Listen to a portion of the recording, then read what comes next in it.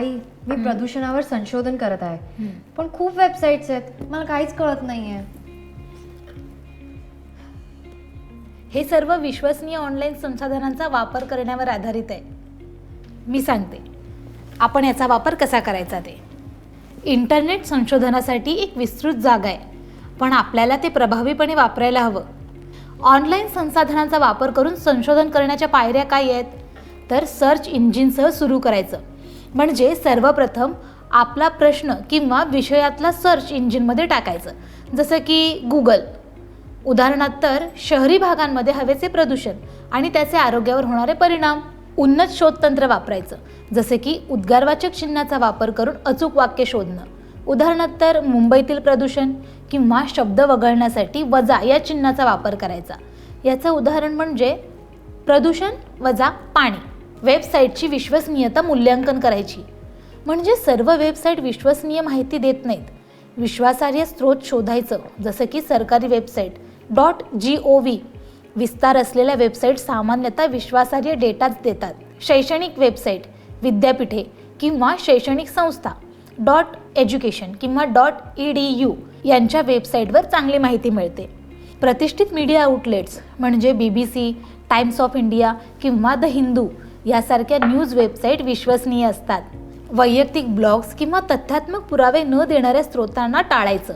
विविध संसाधनांचा वापर करायचा, म्हणजे लेख, चांगले संशोधित लेख वाचायचे जे तुमच्या विषयावर सखोल माहिती देतात. संशोधन कागदपत्र म्हणजे शिक्षण संशोधन कागदपत्र हे तपशीलवार अभ्यास आणि तथ्यासाठी उत्कृष्ट आहेत. गुगल स्कॉलर सारख्या वेबसाईटवर शैक्षणिक कागदपत्र शोधायची. व्हिडिओ किंवा डॉक्युमेंटरीच्या माध्यमातून जटिल विषय समजून घेणं वाचण्यापेक्षा सोपं होऊ शकतं, म्हणजे यूट्यूब किंवा टेड टॉक्स यांसारख्या प्लॅटफॉर्मचा वापर करायचा.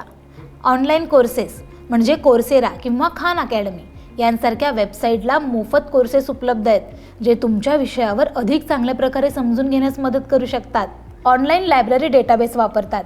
अनेक लायब्ररी ऑनलाईन डेटाबेस पुरवतात, ज्यामध्ये लेख आणि ईबुक्स असतात.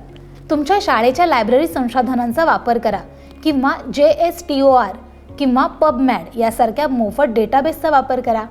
तुमच्या निष्कर्षाचे आयोजन करायचं, म्हणजेच संशोधन करताना सर्वात महत्त्वपूर्ण मुद्द्यांना ट्रॅक करायचं, म्हणजे एव्हरनोट किंवा गुगल डॉक्स यांसारख्या टूल्सचा वापर करायचा, जेणेकरून तुमचे संशोधन व्यवस्थितरित्या आयोजित होईल.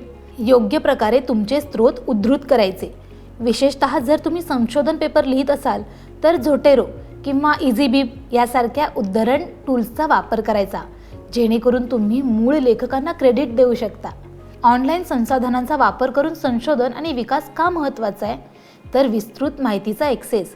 इंटरनेट तुम्हाला लायब्ररी, डेटाबेस आणि इतर साधनांशी कनेक्ट करतं, ज्यामुळे तुम्हाला ज्ञान मिळवता येतं. संशोधन सहकार्य म्हणजे ऑनलाईन फोरम्स आणि चर्चा प्लॅटफॉर्मवर तुम्ही संशोधक आणि तज्ज्ञांची कल्पना आणि निष्कर्ष यामध्ये सामायिक करू शकता. ताज्या माहितीचा ॲक्सेस म्हणजे इंटरनेट सतत नवीन माहितीने अद्ययावत होत असते. ते तुम्हाला तुमच्या संशोधनाच्या क्षेत्रातील नवनवीन विकासांशी कनेक्ट ठेवते. डिजिटल साक्षरतेची सुधारणा. जितके जास्त तुम्ही ऑनलाईन संशोधन कराल, तितके तुम्ही डिजिटल टूल्स वापरण्यात, स्त्रोत मूल्यांकन करण्यात आणि तंत्रज्ञान प्रभावीपणे वापरण्यात निपुण होणार. धन्यवाद आई, आता मला समजले की विश्वासू वेबसाईट कशी शोधायची, आणि आता तू दिलेल्या माहितीचा मी वापर करून माझा प्रोजेक्ट पूर्ण करणार. खूपच छान. लक्षात ठेव मीरा, विश्वासार्ह स्रोत शोधून सर्वोत्तम माहिती गोळा करण्यास सुरुवात कर.